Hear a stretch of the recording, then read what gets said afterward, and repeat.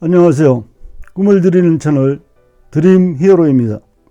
오늘은 누군가 내 은퇴 자금을 노리고 있다. 은퇴 자금 지키기 5계명에 대하여 말씀드리겠습니다. 은퇴한 우리는 이제 큰 수입원이 없게 된 상태에서 그동안 모아놓은 약간의 목돈과 국민연금 등으로 은퇴 후 삶을 영위하게 됩니다. 충분한 은퇴 자금을 준비해 놓았다면 큰 걱정이 없을 텐데요. 대부분의 은퇴자들은 준비한 은퇴 자금이 부족하다고 생각하고 있습니다. 그래서 재취업을 해서 수입을 늘리거나 투자를 잘해서 조금이라도 은퇴 자금을 불려보려고 시도하게 됩니다. 관련 사례를 한 가지 말씀드리겠습니다. 편의상 A씨라 하겠습니다. A씨는 자동차 부품을 생산하는 1차 벤더 회사에서 관리직으로 근무하다가 50대 중반에 은퇴하게 되었습니다. 해외여행도 다녀오고 실업급여 받는 기간도 끝나고 일정 시간이 지나면서 이제 무엇인가 좀 해봐야겠다고 생각하던 차에 지인으로부터 취업을 제안받았습니다. 그 지인은 A씨가 현직에 있을 때 각별하게 지내던 거래처 사장의 후배로서 그 거래처 사장을 통하여 알게 된 사람이었습니다. 내용인즉 핀테크 사업을 하고 있는데 회사 규모가 팽창하게 되어서 관리직 간부가 필요하다며 함께 일해보자는 것이었습니다. 처음에는 경계심도 생기고 핀테크라는 분야는 잘 모르는 분야이기도 해서 망설이며 응하지 않았습니다. 그런데 그 회사에서 너무도 정중하고 깍듯하게 부탁하며 몇 번이나 집 근처까지 찾아와 꼭 좀 도와달라고 간곡하게 사정을 해오는 것이었습니다. 지금까지 현직에서 쌓아온 노하우를 그냥 묵히는 것이 아깝지 않느냐고 하면서 근무 시간도 유연하게 해주고 연봉도 편하게 책정해 주겠다고 했습니다. 마치 삼국지에서 유비가 제갈 공명을 얻기 위하여 산고초를 했던 것처럼 겸손하고 매너 좋게 계속해서 부탁을 해오는 것이었습니다. 고민 끝에 그 회사에 입사하였고 회사로부터 자동차와 법인카드도 받았으며 직원들도 잘 대우해 주는 등 여러 가지가 좋았습니다. 여러분도 아시겠지만 직장에 근무하다가 은퇴하면 불편한 것 중에 하나가 명함이 없어진다는 것입니다. A씨도 누굴 만나면 자연스럽게 내밀던 명함이 없어져서 불편했었는데 이제는 핀테크 기업의 관리이사라는 명함도 손에 쥐게 되어 또 다른 만족감이 높아지게 되었습니다. A씨는 인생 2막을 활기차게 시작하게 되었다며 나는 참으로 운이 좋은 사람이라고 생각했습니다. 친구들 모임에 나가서는 좋은 회사에 재취업했다고 자랑스럽게 이야기하고 참으로 기분 좋은 나날을 보냈습니다. 그러다가 얼마 지나지 않아 회사에서 요청이 왔습니다. 내용인즉 진행하던 프로젝트가 잘 되어서 시설 확장을 위한 자금으로 20억 원이 필요한데 외부에서 투자금을 받기 전에 일단 내부 직원들에게 투자의 기회를 주겠다는 것이었습니다.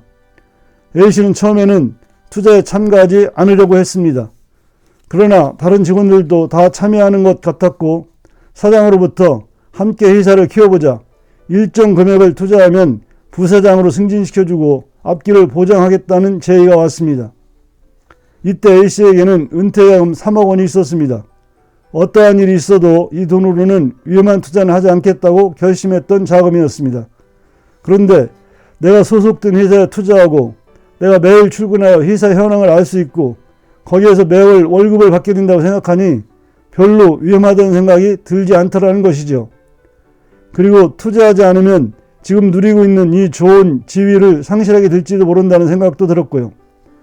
A씨는 고민하다가 결국은 자기가 모아놓은 은퇴자금 3억 원 중 2억 원을 투자금으로 내놓게 되었습니다. 그러나 기대했던 것과는 달리 회사가 얼마 못 가서 문을 닫았고 결국 A씨는 은퇴자금 2억 원만 날리는 어처구니 없는 일이 터지게 된 것입니다. 그렇습니다. 우리는 은퇴자금을 잘 지켜야만 합니다. 지금 시점에서 몇억 원이라는 큰 돈을 날린다면 회복하기가 어렵게 됩니다. 뿐만 아니라 내가 왜 그런 결정을 했을까?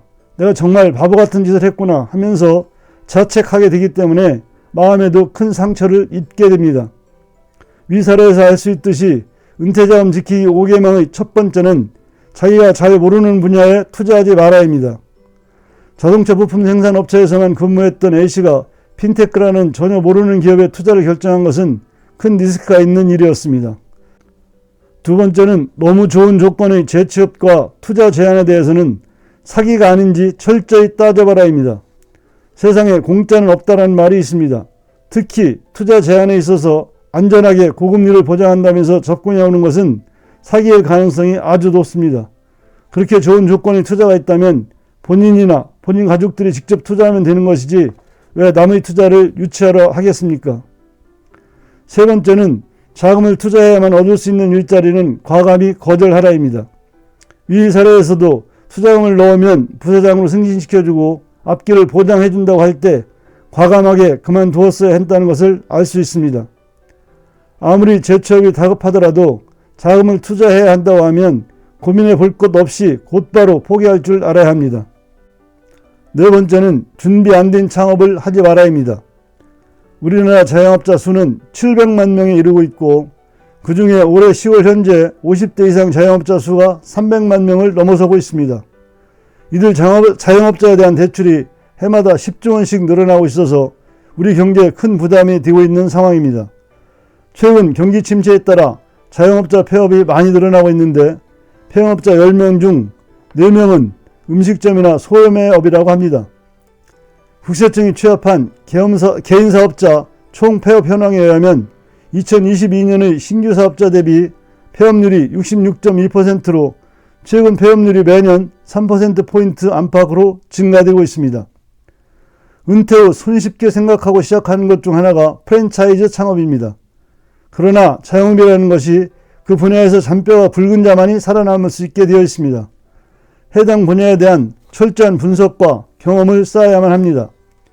예를 들어 치킨집을 개점하려면 먼저 치킨집에 가서 일정 기간 종업원으로 일을 하면서 사업성도 검토해보고 나중에 할지 말지를 결정하라는 것이죠. 다섯 번째는 자식에게 자산 물려주고 내 노후를 맡기려 하지 말아야입니다. 어렵게 은퇴자금을 마련해 놓았는데 사업하는 자식이 와서 이야기합니다. 이번 한 번만 도와주시면 틀림없이 회사가 좋아질 것이고 그 후에 부모님 노후는 자기가 책임지겠다고 하면서 간곡히 매달립니다. 또는 결혼을 준비하는 자식이 신혼집을 아파트에서 시작하려고 하니 도와달라고 떼를 씁니다. 이때 판단을 잘 하셔야 합니다. 은퇴자금을 다시 한번 계산해 보시고 무리가 안 가는 범위 내에서 응해야 합니다. 자식이 어렵다는데 안 도와주고 싶은 부모가 어디 있겠습니까? 그래도 냉정해지셔야 합니다. 한번 자식에게 간 돈은 다시 오는 것이 쉽지 않습니다. 우리는 은퇴자금을 잘 관리해야 축복된 노후가 될 수 있습니다. 제가 오늘 말씀드린 은퇴자금 지키기 5계명을 잘 활용하셔서 행복한 노후가 되시기를 바랍니다. 오늘 영상을 끝까지 시청해 주셔서 감사합니다. 구독, 좋아요 부탁드립니다. 준비된 노후는 축복입니다.